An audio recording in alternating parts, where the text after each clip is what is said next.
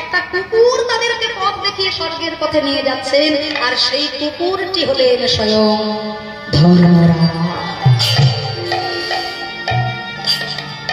সেই মান্ডব্যমণি যে স্বয়ং যমরাজকেও তিনটে কুলে জন্ম দিয়েছেন ধরাধামে, সেই মান্ডব্যমণি অভিশাপ দিয়েছিলেন মালাবতীকে।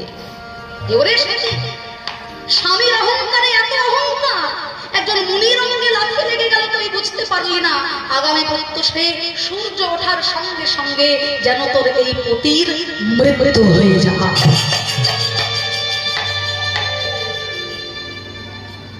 মালাবতী কেঁদে উঠলে, হে ভগবান, আপনি আমার প্রাণ কেড়ে নিলেন, কিন্তু আমি বেঁচে থাকতে বৈধব্য দশা আমি সহ্য করতে পারবো না। মান্ডব্যমণি বলেন, একবার যে অভিশাপ আমি কাউকে দিই তার কোনোদিনও ফেরানো যায় না।